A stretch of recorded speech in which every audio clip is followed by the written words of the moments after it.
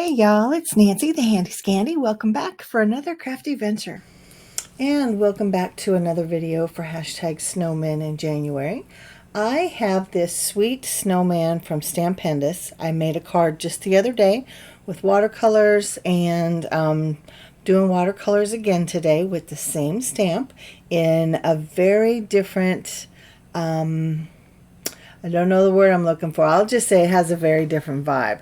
So this one is going to be much more of a vintagey look versus the other one was bright and colorful and happy. This one is going to have much more dulled, almost sepia tones. But you can see the colors on the screen that I've got. I have Distress Inks in Iced Spruce, which is what I'm using to go around the snowman and make shadows. And I am literally just following the artist's references, the artist guides in terms of where the thicker lines are in the drawings, and the dots of course should be shadows as well. So I am putting ice spruce in those excuse me, areas, and in the middle that I have kind of smushed out on my desktop is frayed burlap, and I use that for the hat. And then the next one is tea dye, that's at the very top, and I will also use that to make some splatter with my tea dye spray stain. But at one point I even mixed the tea dye and the frayed burlap just to give that kind of orangey frayed burlap a little bit more brown tone for the nose. But that's what I'm using, and that's all that I use. I do come in with a little bit of shimmer spray again as we go, but it's these three colors, and that creates the entire color palette for this project. So very, very different vibe than that blue background and the yellow and white striped scarf and all of that. So anyway, here we go. We'll continue on with this coloring process or this painting process. If you've never painted with inks, whether they're distress inks or otherwise, I would recommend it. Of course, you're not going to be able to paint with like an oil-based ink pad or any kind of solvent-based. It's just not going to work. You need something that is water-soluble, and it's pretty easy. Just choose your color palette, smush it out, add some water, and go. Keep in mind that the more water you add to your ink, to your pigment, the lighter it becomes. So you can see that the tea dye, we'll just use that for an example. It's a pretty, it's not incredibly dark, but it's darker. But the more that you add water to it, the lighter shade you're going to get. And the same with all of them that I'm using, and the same with all in general. You can really water a color down to get a really, really faint, soft, pale tone of whatever color it is you're using. Now you can see that I went in with the tea dye. I did the signs. I did the hat with the frayed burlap, and I did the nose with the tea dye and the frayed burlap. That's where I added the frayed burlap to the tea dye to get more of a darker hue to do like the bottom of the nose, which I don't know if you really see a difference in the end, but that's what I did. So I've done just one color wash over the entire scarf with the tea dye, and now I'm coming in with it to every other stripe and just adding some deeper tones. Again, this is the more concentrated version of the ink versus the watered down version.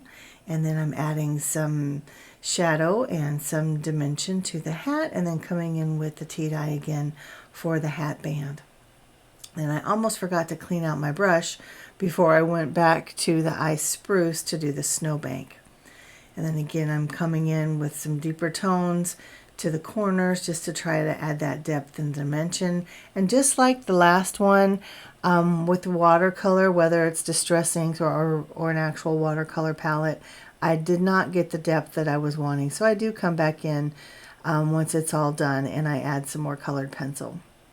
So here is where I'm adding some of that vintagey text stamping. I have the text stamp. Actually, I finally found the set that it goes with. It is from Tim Holtz and Stampers Anonymous. The name is Gothic Tapestry. So there's a big one with the skull, and then there's a music, like a portion of a sheet of music, and then the vintage letter. So that is where that came from. And then the larger swirly one, it is from Stampendous as well. I don't know the name of it. The number is CSL04, and it was released in 2021. So relatively new. But I used both of those to add some interest and some texture to the stamped image, stamped and painted snowman image. But you can see that I'm also doing it to these, what will become the background. So you saw me going through my stash. I had pulled out several papers that I thought might work with this particular color palette, and ultimately I chose these three. And there were several that could have worked, and depending on the concentration of the colors that I used, any of them could have worked. But these were the three that I settled on.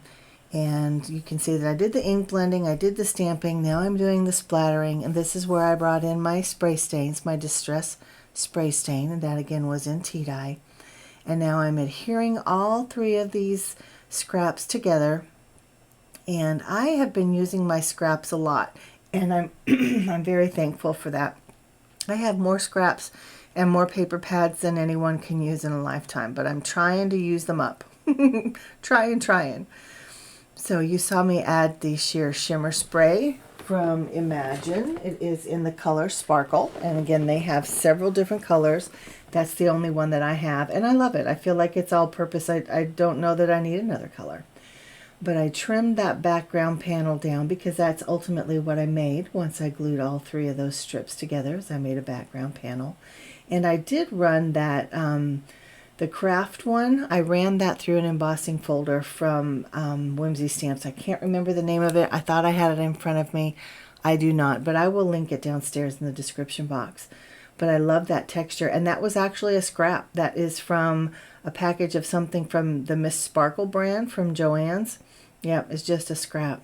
And also, you can see that I'm rounding the corners, but that reminds me that I used my my little sewing wheel to add some extra kind of texture, if you will, some interest to the snowman panel. You can't see it very well. Once I zoom in, you can. It looks like some faux stitching from a die, but it's actually from that sewing wheel.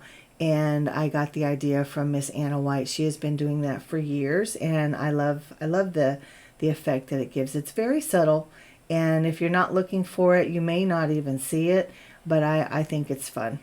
And then of course you can see that after I rounded the corners, I lifted it up on some foam tape, double-sided foam tape, and then I added that fun trim to the edge.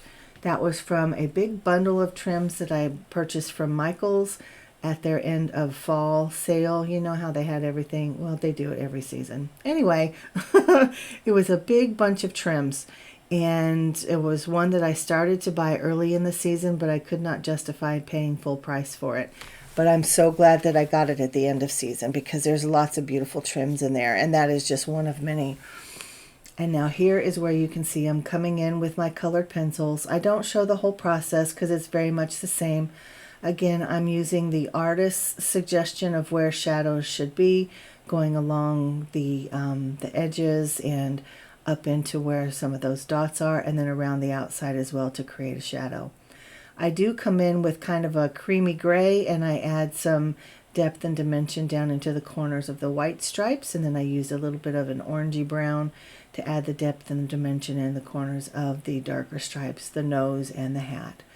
And so that is my guy. And here I am using the cream pearl embellishments from This Calls for Confetti to simulate snowflakes. I thought they were fun. I love these pearls. You can use them in so many different ways, but because they have that cream tone to them instead of pure white, I thought they worked perfectly with this card.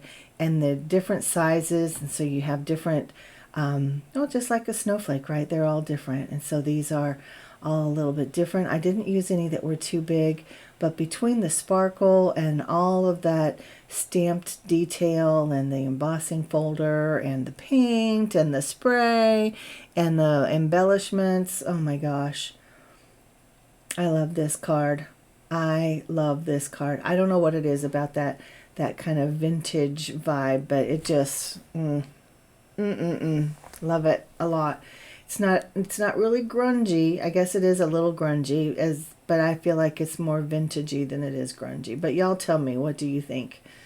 Look at that stamp detail. You can see all of that kind of crackle and the swirl. You can barely see the handwriting, but it is there. It is there. Now here's a side-by-side comparison of both of the cards. I like each of them in their own right, but the vintage one is my vibe. So y'all tell me what you think. Tell me what you think about hashtag Snowmen of January. Remember, for February, I will be doing hashtag Valloween. That's Halloween with a V instead of an H. But until next time, guys, this is Nancy, the Handy Scandy. Mwah. Thanks for joining me, and I'm out.